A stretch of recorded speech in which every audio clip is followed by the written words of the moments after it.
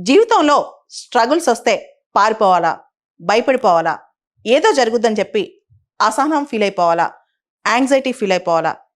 చాలా సందర్భాల్లో పెద్ద పెద్ద స్ట్రగుల్ వచ్చిందనుకోండి, పెద్ద కష్టమో ఛాలెంజ్ వచ్చిందనుకోండి, అది మనం సాల్వ్ చేయలేనంత పెద్దగా అనిపించినా సరే, ఎంత కష్టం వచ్చినా సరే మనిషి ఒకటి గుర్తుపెట్టుకోవాలి. మనిషి జీవితంలో ఎంత పెద్ద టఫ్ ఛాలెంజ్ వస్తే అంత స్ట్రాంగ్ మనిషి అవుతాడు. అంత ఛాలెంజ్ మనిషి ఫేస్ చేస్తే ఇంకా ఇంకా స్ట్రాంగ్ అవుతాడనమాట.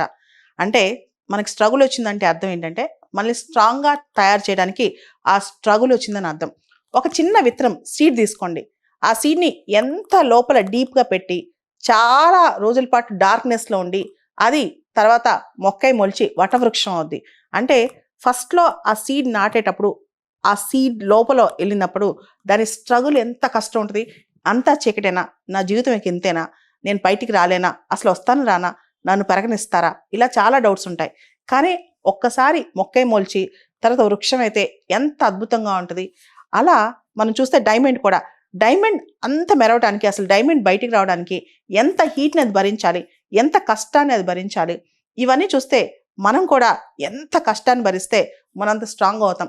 అసలు లైఫ్ అంటే అందరూ అనుకుంటారు. మన లైఫ్ చాలా బావుండాలి. వడ్డించిన విస్తరవ్వాలి. అంతేగాని మన లైఫ్‌లో అస్సలు కష్టాలు రాకూడదు. అసలు ఎందుకొచ్చిందా ఈ కష్టం అని చెప్పి. లైఫ్‌లో expect the unexpected things. A struggle వచ్చినా అంటే అన్‌ఎక్స్‌పెక్టెడ్‌గా చాలా వస్తాయి. మన ప్రమేయం లేకుండా, మన ఇంటెన్షన్ లేకుండా కూడా చాలా స్ట్రగుల్స్ మనకొస్తాయి. వచ్చినా సరే మనం అంతే స్ట్రాంగ్‌గా ఉండాలి. అండ్ మనం చూస్తే చిన్నప్పటి నుంచో ఒక విషయంలో సాధన చేసావు, టఫ్‌గా ఉండో చాలామంది ఉంటారు. అలా పైకొచ్చినోళ్ళు కూడా చాలా మందే ఉంటారు. మనం చూస్తే విరాట్ కోహ్లీ చిన్నప్పటి నుంచి గిఫ్టెడ్ ప్లేయర్ కాదు. కానీ అతని కష్టంతో, డిసిప్లిన్‌తో, మెంటల్ ఎబిలిటీతో, ఆ స్ట్రాంగ్‌నెస్‌తో, స్టెడ్ ఫాస్ట్‌నెస్‌తో గొప్ప ప్లేయర్ అయ్యాడు. ఎప్పుడైతే కష్టాలను ఎదుర్కొంటామో, స్ట్రగుల్స్‌ని ఎదుర్కొంటామో, రేపు పెద్దోళ్ళం అవుతామో కాము, లేదా మనల్ని ఎవరు ఏ విధంగా తీసుకుంటారో ఈ భయాలతో మనం ఉండేసి, మనం పని చేసుకోకుండా ఉంటే గనక మనం ఎప్పటికీ స్ట్రాంగ్ అవ్వం. మనం గొప్ప లీడర్ అవ్వం. మనం చూస్తే నెల్సన్ మండేలా ఆయన మనకు బెస్ట్ ఎగ్జాంపుల్. ఆయన అసలు బయటకొస్తాడో లేదో తెలీదు. ఆయన్ని సాలిటరీ కన్‌ఫైన్‌మెంట్ ఆయన ఒక్కడినే ఒక సెపరేట్ దీవిలో రోబెన్ ఐలాండ్స్‌లో ఆయన్ని సెపరేట్‌గా పెట్టేసి ఆయనకసలు ఒకటే ఒకటి వినిపించేదంట. ఆయనకి ఫుడ్ తీసుకురావడానికి అధికారులు బూట్ చప్పుడు తప్ప, అంటే ఆ అధికారులు వచ్చి ఆయనకి ఫుడ్ పెడుతుంటారు కదా జైలు అధికారులు. ఆ షూస్ చప్పుడు తప్ప ఆయనకసలు ఏం వినిపించేది కదంట. దాదాపు 3 దశాబ్దాలు 3 డికేడ్స్ పాటు నెల్సన్ మండేలా చీకట్లోనే బతికారు. ఆ టైంలో ఆయన ఏం ఆలోచించుంటారు? ఆయన మైండ్‌సెట్ ఎలా ఉండుంటది? అసలు ఆయన బతికి బట్టగట్టగలడా అని ఆలోచించుంటారు కదా! అసలు నేను బయటికి రాగలనా అని చెప్పి. అలా మనం చూస్తే ప్రపంచంలో చాలా ఎగ్జాంపుల్స్ ఉన్నాయి. అంతెందుకు ఎంఎస్ ధోని ఒక చిన్న ఉద్యోగం, టికెట్ కలెక్టర్ ఉద్యోగం. ఇప్పుడు ఏ స్థాయికొచ్చారు? అంటే నేను ఫైట్ చేయగలనా? ఆ స్థాయికి రాగలనా? నేను అంత దూరం అందుకోగలనా? అని చెప్పి చాలామంది భయపడిపోతుంటారు. అసలు ఆ స్థాయిని ఊహించుకోలేకపోతుంటారనమాట.